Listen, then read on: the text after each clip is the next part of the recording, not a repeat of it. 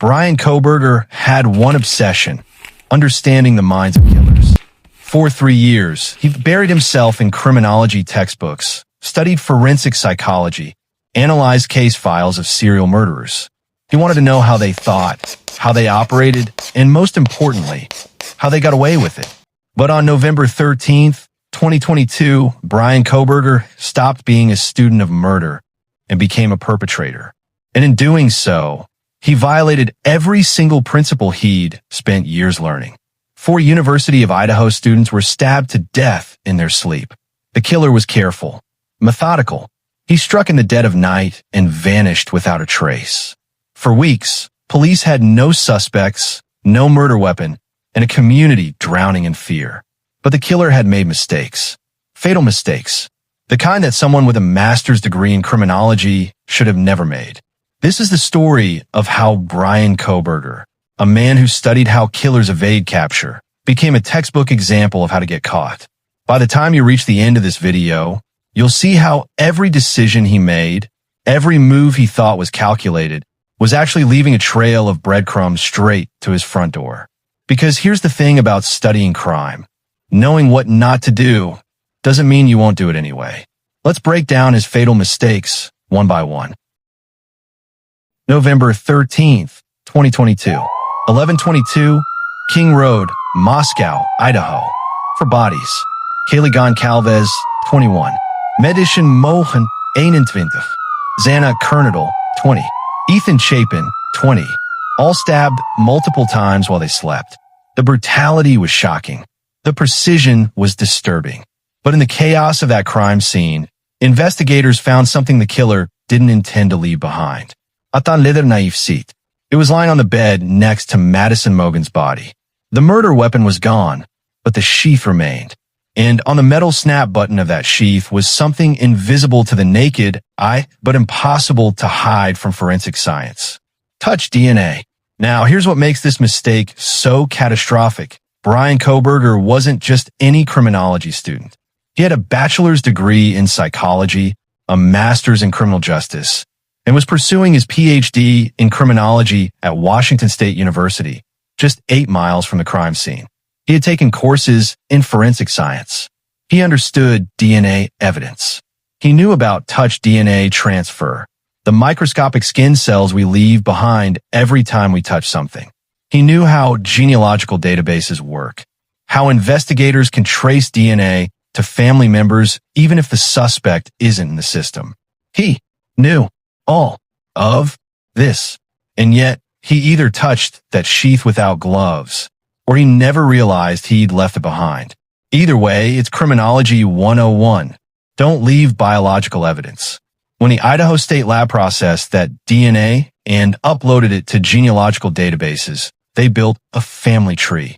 They traced it through generations, narrowed it down to a family in Pennsylvania, and eventually landed on one name: Bryan Christopher Kohberger. The knife sheath was his signature on a confession he never meant to write.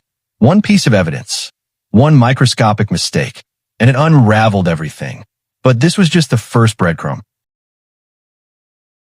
If there's one thing every criminology student learns in their first year, it's this: your phone is a tracking device that happens to make calls. Cell towers ping your location. Your apps track your movements. Your digital footprint is permanent. If you're committing a crime, you leave your phone at home. Period.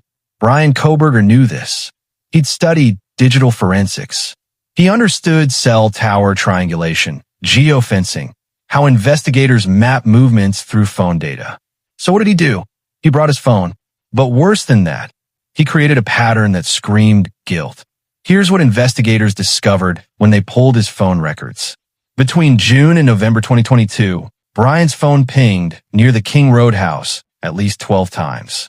Always late at night, always in the early morning hours. He was circling the house, watching, studying, stalking. This alone establishes premeditation. It shows obsession. It shows planning. But then, here's where it gets even more damning. On the night of the murders, November 13th, his phone goes dark. He turns it off. From approximately 2:47 a.m. until 4:48 a.m., his phone is completely off. No pings, no data, Nothing. Now, you might think, well, that's smart. He turned off his phone during the crime. Except it's the opposite of smart. It's a flashing neon sign. Because here's what investigators see. A person whose phone has been obsessively pinging near a murder scene for months suddenly turns off their phone during the exact 2-hour window when a quadruple homicide occurs, then turns it back on immediately after. That's not avoiding detection. That's confirming involvement. A truly careful criminal would have left their phone on, doing normal activities elsewhere, establishing an alibi, or they would never have brought it near the scene in the first place. But Bryan didn't either. He created a void in his digital footprint that perfectly aligned with the time of death. And then, at 9 a.m. on November 13th, just hours after the murders, his phone pings near the King Roadhouse again. He returned to the scene. Criminologists call this revisiting behavior. It's a hallmark of killers who feel compelled to see the aftermath of their work, to feed their ego, to feel superior to the investigators. It's also one of the most common ways killers get caught. Bryan Kohberger had studied this behavior. He'd written about it. He understood the psychology, and he did it anyway. His phone told a story, and that story ended with him in handcuffs. Let's talk about the car. On the night of the murders, surveillance cameras around the King Road neighborhood captured footage of a white sedan circling the area multiple times between 3 a.m. and 4:20 a.m. The car had no front license plate. Investigators released the footage to the public, asking for help identifying the vehicle. They determined it was a 2011 to 2016 white Hyundai Elantra. Now here's what's important. That model Elantra in that year range in white is relatively rare.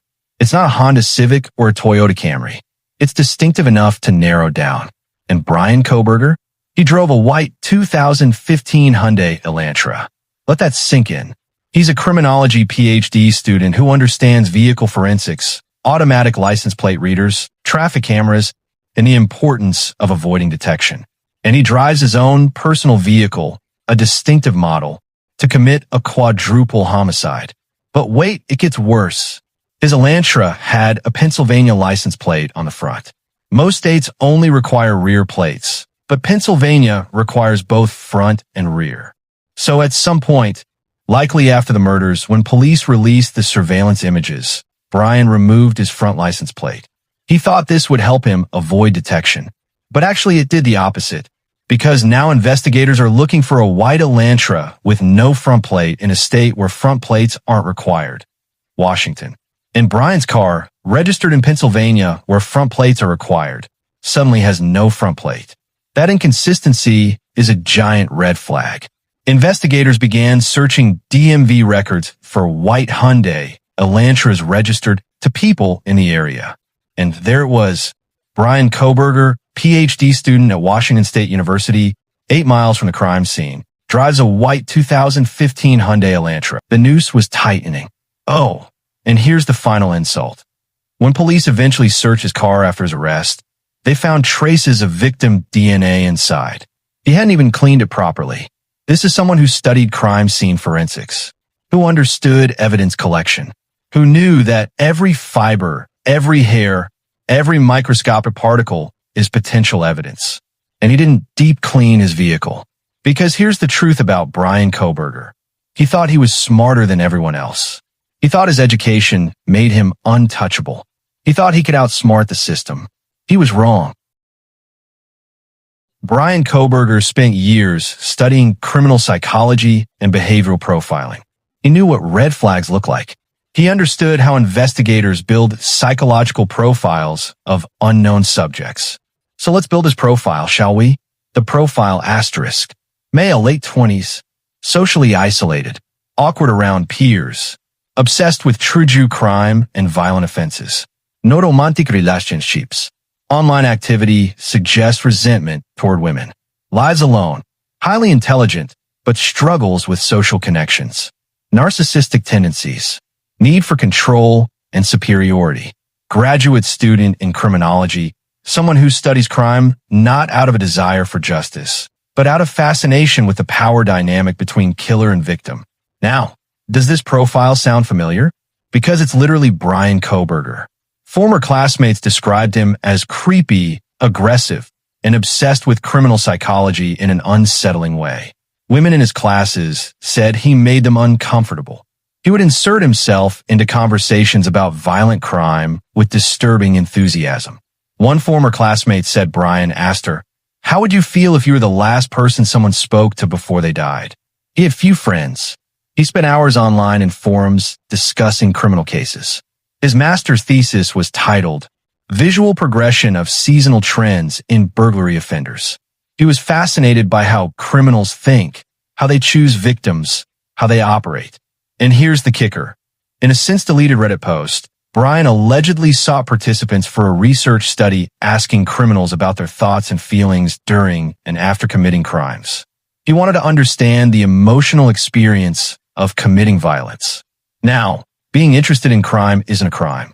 Plenty of people study criminology without becoming murderers. But when 4 college students are killed 8 miles from your apartment, and you're a criminology PhD student with no alibi, an obsession with violent crime, a car that matches surveillance footage, and a phone that pinged the crime scene a dozen times, you're not just eyeing the profile. You're the profile. Behavioral analysts call this over-identification. When someone is so fascinated by criminal behavior that they begin to see themselves in it. When studying killers becomes idolizing them. Bryan wanted to understand what it felt like to have that power, to control life and death, to be the subject of the very case studies he read.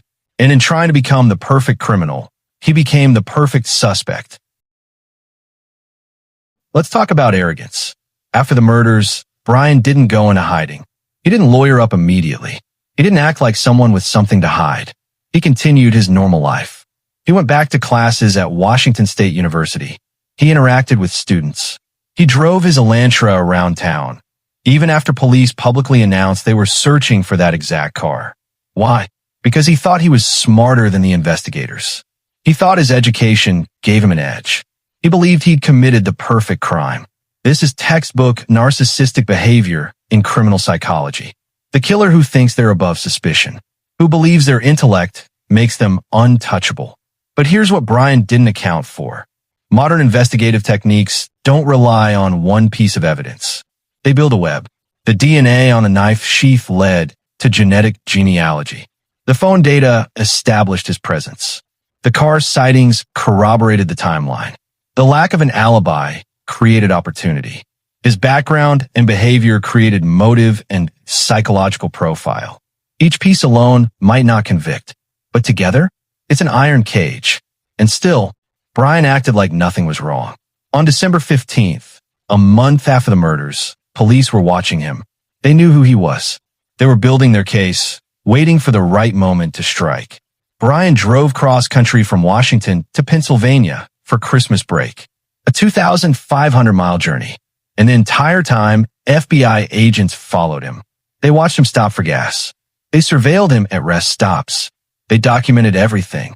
And when Bryan threw trash into dumpsters at rest areas, FBI agents retrieved it.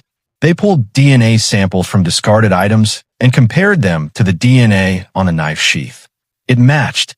On December 30th, 2022, SWAT teams surrounded his parents' house in Pennsylvania. Bryan was arrested and taken into custody. In his apartment back in Washington, investigators found disturbing evidence. Cleaning supplies, multiple knives, materials consistent with planning and obsession. But perhaps most damning, he had no credible alibi. When asked where he was the night of the murders, Bryan claimed he was out for a drive alone, just driving around at 3 a.m. for hours. No weaknesses, no receipts, nothing. For someone who studied criminal behavior, he should have known that I was just driving around. Alibi is the oldest, weakest defense in the book. He thought his intelligence would save him. Instead, it buried him. So what have we learned? Bryan Kohberger studied crime for years. He read case files, analyzed behavioral patterns, dissected how killers operate and how they get caught. And then he went out and made every mistake he'd studied. He left DNA evidence. He brought his phone. He drove his own distinctive car. He returned to the scene. He fit the profile perfectly. He acted out of arrogance instead of caution. Every principle of criminal evasion he learned, he violated. Why? Because knowing something intellectually is not the same as executing it under pressure. Because narcissism blinds. Because the fantasy of committing the perfect crime doesn't account for the reality of forensic science, digital tracking, and the sheer volume of mistakes a person makes when they're trying to control chaos. Bryan Kohberger thought his education made him special. He thought understanding killers would make him a better one. But here's the truth. Studying murder doesn't prepare you to commit one.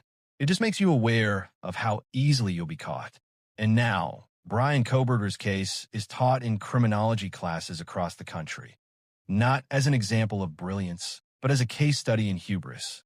The PhD student became the lesson. His trial is set for 2025.